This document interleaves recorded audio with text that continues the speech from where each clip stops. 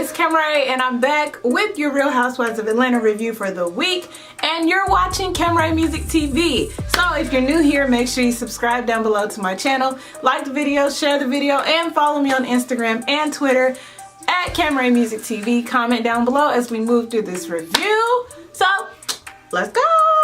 Alright, so the episode opens up with Cynthia and Leon. Leon is over because Noel's about to go away to college, and Leon looks like he has not aged at all. David Ruffin is looking good. Him and Cynthia got on the matching black shirts. I was like, are we coordinating? They eating strawberries, sharing a bowl. It's all cute and stuff. Like, Cynthia ain't got no other bowls. I'm like, Cynthia, all this dating and vetting dudes through the show, you might as well just get back with Leon. Y'all, they're making googly eyes at each other, but they're mostly just discussing Noel and her college. You know, how's it gonna be with her away, things that they're going to allow her to do. You know, Leon is clearly the more stricter parent. Cynthia's the more fluid parent. Okay, we're gonna merge this with what happened later on. So they go out to dinner or something, and Cynthia is so clingy on her daughter, kissing on her and saying, I love you more, and trying to open up her juice for her. And you know, you could really see that Cynthia's going to miss Noel, because it has just been Cynthia and Noel all this time.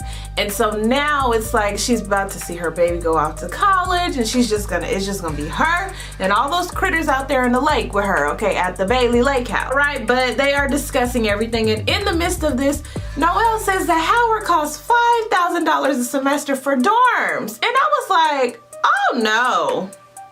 Nope. Now I could see an apartment, you know, you're at least paying for privacy and, you know, all of that. But I could not do $5,000 a semester. So that's $10,000 a year just for the dorms. We ain't even talking about tuition. Oh, Jesus.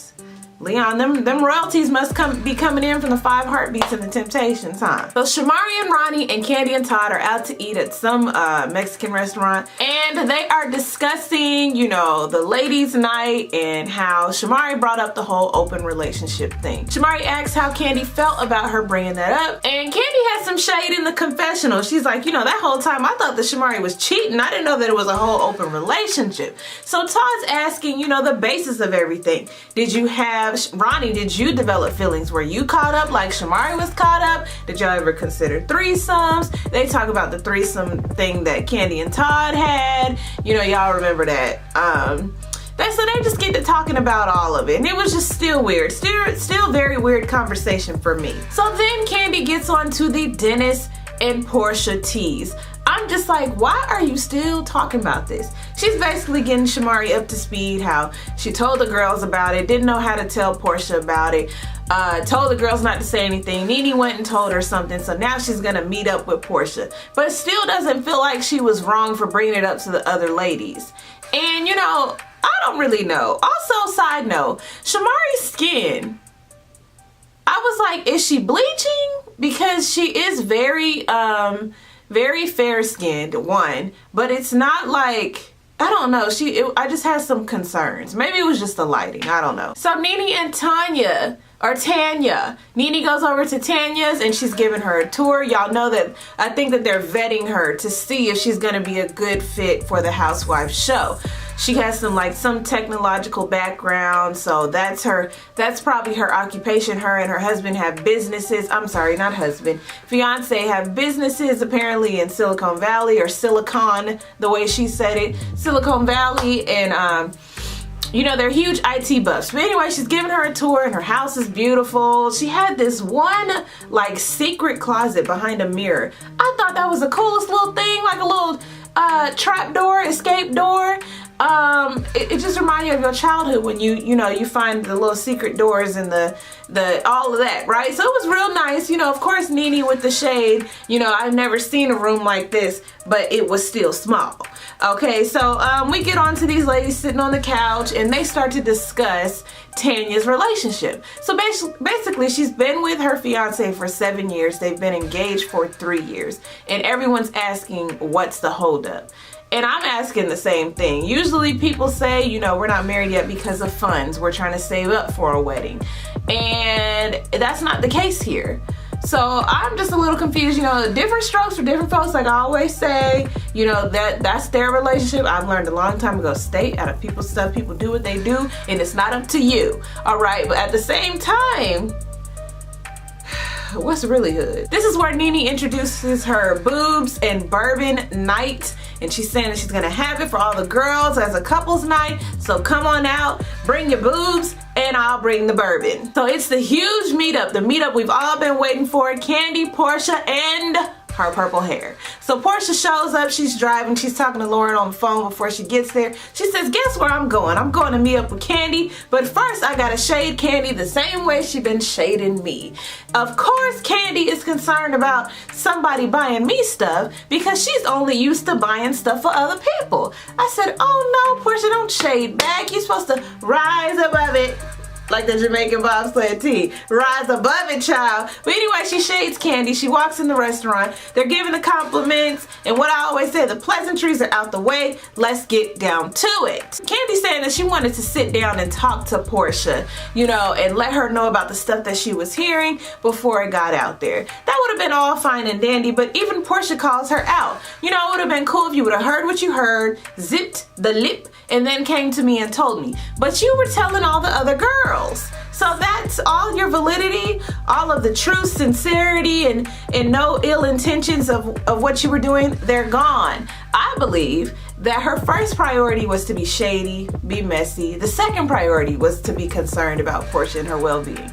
Okay, do y'all feel me on that? So they're just discussing that, and basically Portia's like, you know, anything that you want to tell me about him, I already know, and if I don't know, I don't care. And that's that. And Candy, just leave it alone. So it was really short-lived, all this stuff about Dennis, but I can see that they are developing the storyline, and they're talking about it over and over. They don't give a good goddamn. So it is the couple's night. And Nene and Greg have arrived early to this venue. I don't know if it's a hotel or a suite. I don't know, but it was beautiful. And they are setting up the room with lots of flowers and rose petals and this long farmhouse style table, wooden table with all these chairs. So you know it's about to be lots of couples present. We got Cynthia. She couldn't bring her long distance dude, so she brought someone else, a dear friend of hers, who was very stuffy, very uptight. Looked like he was just looking around the room judging everybody.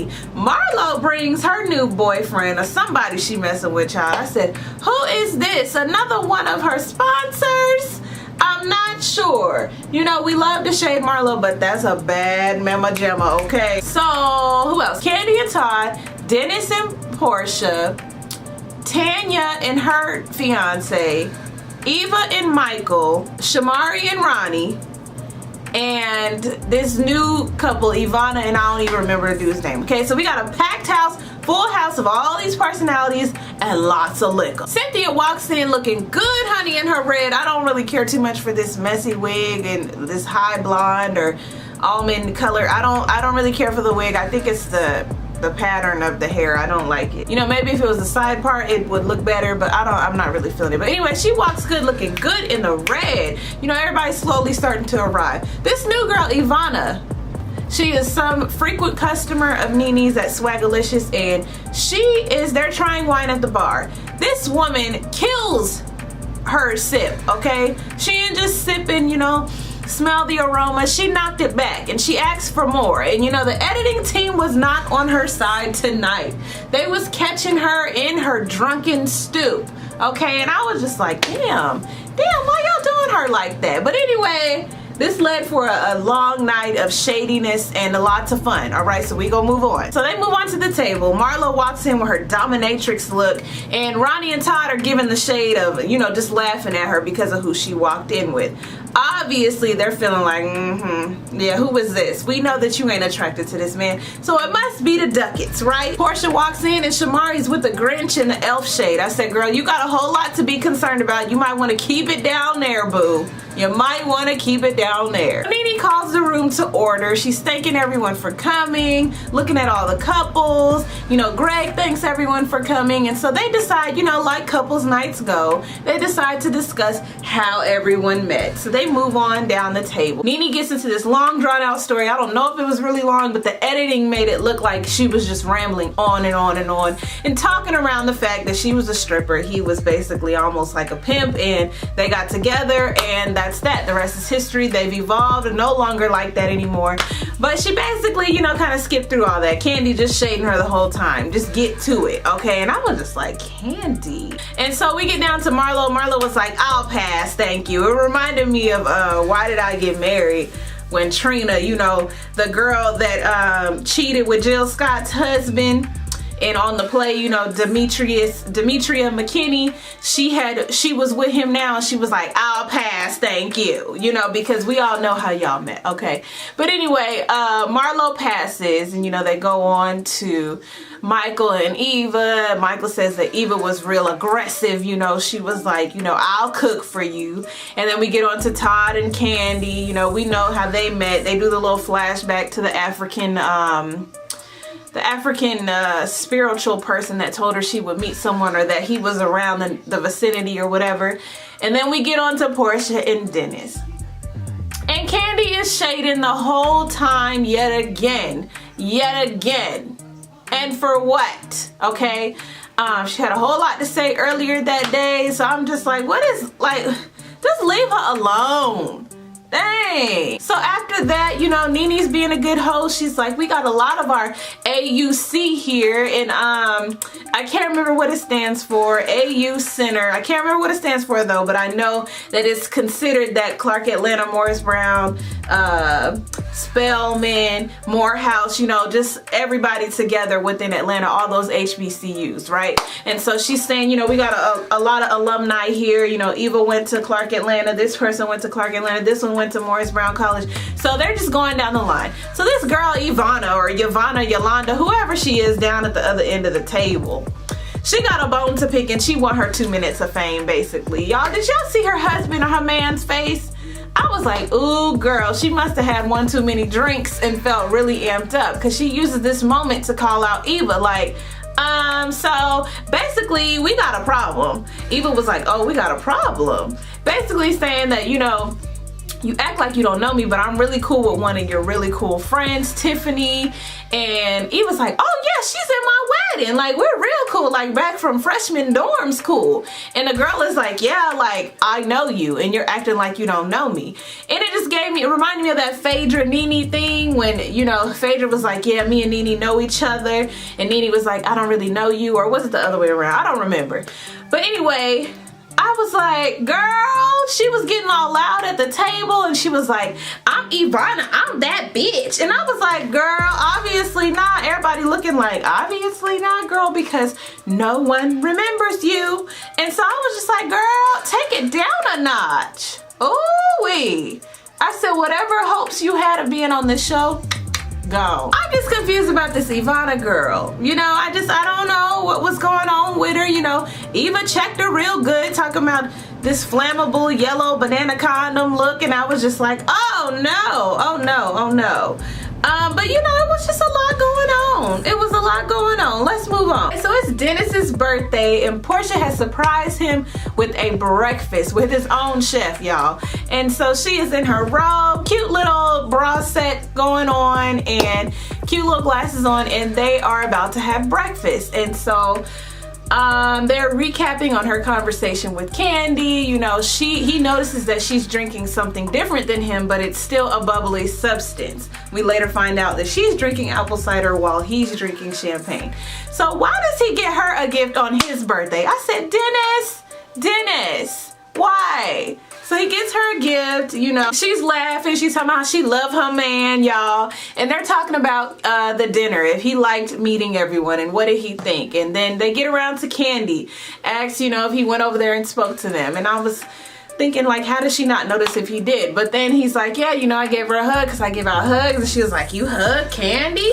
And so she feels, you know, a reason to tell him about what Candy was saying. You know, Candy said that I need to watch you, and you know, you got a pass and you be with this one and that one. And you know, he basically shaded her like, you know, we all got a pass and Candy better watch out because I know some things about her. But I'm not messy. That's the difference between me and her. Okay, and Portia's like, that's my man. My man know how to kill him with niceness. You mean kindness. And so I was like, oh, Dennis. So Portia goes to get his gifts, and you know, the first gift is a little baby shoe, a little diamond studded, rhinestone looking studded baby shoe. The next gift is a baby onesie. So I wasn't ready for his reaction because I was thinking he was gonna be like, oh, okay. But Dennis looks so happy. I mean, overjoyed. He's hugging her and he just like, nah, you playing, you playing. And then she shows him the pregnancy test and she's smiling from ear to ear and he's smiling from ear to ear and he's hugging her and he's crying. And I was just like, oh my gosh, this is so sweet. And you know, we're used to seeing like men react like a whole lot differently when they find out that their girl or their wife or their baby or their girlfriend is pregnant. But he was just so elated. He was crying and he was holding her and I was just like, oh my gosh, like what is this? What is this? And so, you know, it was good to see. It was really nice to see. That's the review for the week. Thank you guys so much for watching. Comments. I need your comments. People, we need your money. Make sure you also follow me on Instagram and Twitter at CamRayMusicTV. Subscribe to my channel and share this video with all your friends. And I'll see you guys next week. Bye.